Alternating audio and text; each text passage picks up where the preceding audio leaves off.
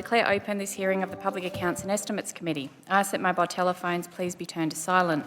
I begin by acknowledging the traditional Aboriginal owners of the land on which we are meeting, the lands of the Wurundjeri people. We pay our respects to them, their elders past, present and emerging, as well as elders from other communities who may be here with us today.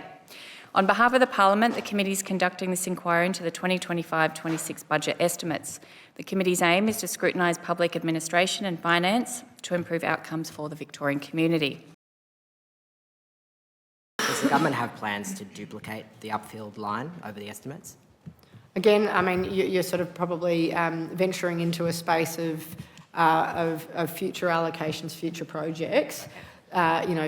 Work that is always being planned as a part of the ongoing sequencing of works and our, I suppose, ongoing opportunism too, in a sense, of looking at when we moved towards delivering certain projects where we see whether there's other uplifts that can be delivered or are complementary at the time of doing that. So, to your point, we have mapped out a series of augmentations that can be delivered across our whole network and the projects that you've identified yourself. And then what we then do is work towards the best possible sequencing and delivery of those projects and try to do that in a way that makes sense as against what our plan is now. Our priority at the moment on upfield is the removal of those 8 level crossings there. I think there's opportunities that come on the back of that as well. So often it is once we've done and commenced that work and are well into delivery of that project, it effectively brings us one step closer to being able to deliver future augmentations as well. Thank you. Can I ask you about that actually? Are all the upfield level crossing removals still on track to be completed by 2030? Yeah, that work's scheduled to commence in 28, I understand, with a 2030 delivery timetable. Just moving on to another matter, can I ask what advice has the department received on the impact of the Westgate Tunnel ventilation stacks? What impact are we thinking they're going to have on air quality in Melbourne's western suburbs? Well, I think the starting point is the Westgate Tunnel project itself will deliver very significant air quality benefits, and the modelling shows that for local communities through the taking of trucks off local roads, 9,000 trucks off local roads. In terms of the sort of air quality and ventilation requirements, it's important to note that these projects are subject to, I think it's in the order of about 110 different sort of environmental considerations requirements through the EPA when they design and deliver these projects, and the Westgate Tunnel is no exception to that, which is why it has as a part of its design that ventilation system, a system that I understand is sort of tried and tested around the world. It's sort of in line with best practice, and that's why it's effectively been selected. But I think it is important to note why we embark upon these projects. Air quality will dramatically improve at a local level from getting rid of those trucks away from houses and schools and the places where people actually are. And obviously sort of sitting alongside the project is also the 24/7 no truck zones that will be introduced on 6 inner west roads from the opening of the project.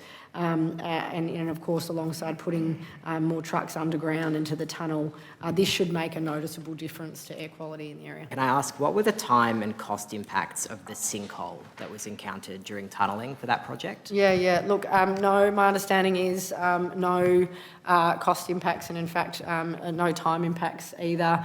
They were making very good progress through some very favourable ground conditions through there, so that actually made up a lot of time. So there was no delay to the project timelines from that occurrence. It was a product of being. It was probably worth highlighting that at no point was there sort of a risk to sort of life or to property. It was sort of it popped up in the old army barracks there, and it was a product of being in quite a shallow area of tunnelling that's taken place there, unlike the tunnelling that is underway now, which is a lot deeper under the surface. But that project is raging on. I was there this morning. It is going at a clapping pace, and they've so far enjoyed very good conditions, which have put them at this stage, ahead of schedule, if you like. Now, these are construction projects, they're tunnelling projects, so we don't count our chickens, but so far the progress on that project has been very, very strong.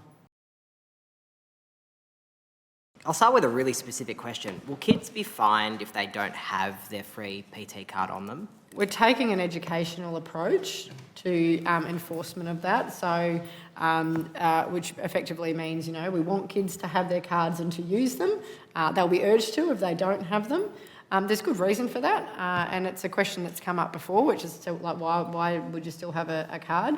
Because particularly on our rail network, it's a really good way of us being able to monitor patronage, and therefore, not just our rail network, our whole network really, but to be able to monitor where demand has really spiked and therefore where we need to add more services. So that's a conversation I hope that we'll be able to have at large with a lot of Victorian young people to kind of explain to them that it's actually in their interest to use it, because if they come in large numbers, and I hope they do, we want to make sure that we plan for that. Just moving to accessible tram stops, can I ask what funding is allocated in the 25-26 budget for development of accessible tram stops on Gertrude and Smith Streets?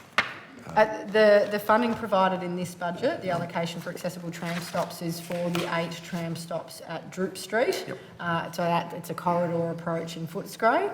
That brings us to having about 16 now level access tram stops in delivery, building on previous investments as well that are underway.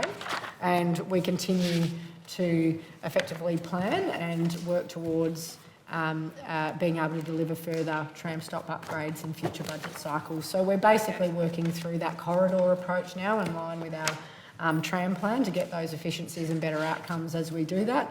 We've obviously done some planning work on those other sites. This budget, having done the planning work also on that Droop Street, Footscray area, delivers on now getting the funding underway for that, and that work continues as we work towards making our public transport network more accessible, with our tram network being a very important part of that. Just to ask about that, is there a new timeline that the government's working from? Because the federally legislated deadline was 2022. Is there a new timeline that can be provided to the community? Look, we are upgrading our network year on year, incrementally, as much as we can. My understanding is that there isn't a jurisdiction in the country that has met that 2022 deadline. I think that's a feature of the fact that we are all dealing with legacy networks that were designed at a time when accessibility wasn't front of mind, unfortunately. Our tram network is a particular sticking point in accessibility, which is why we've been working to roll out these accessibility upgrades. I think we've upgraded nearly 100 tram stops over our years in government, and that work continues. We also look to, as a part of, tram stops is part of it, and level access tram stops is a big part of the tram network work that we're continuing, but also with that is the rolling stock itself. So the G-class trams are a big addition to our network, and we'll start testing on the network later this year. Of course, we're also on our tram network and have rolled out technology like NaviLens, and even through our franchise agreement with our new tram operator, have made a key focus accessibility, particularly through the provision of real-time passenger information, which might, for example, provide somebody with information about what rolling stock is heading their way, because some are more accessible than others. So I think there's 8 different tram models currently in operation on our network. That presents some challenges. The G-class will be the most accessible of them all, which is why we're so eager to get that out on our routes. And then in the meantime, as we incrementally move through upgrading not just our tram network but our entire public transport network, we look at those opportunities through advances in technology and the use of traveller's aid and the like, to be able to ensure that we are delivering as accessible network as we can, acknowledging that we've still got more to do. I declare this hearing adjourned.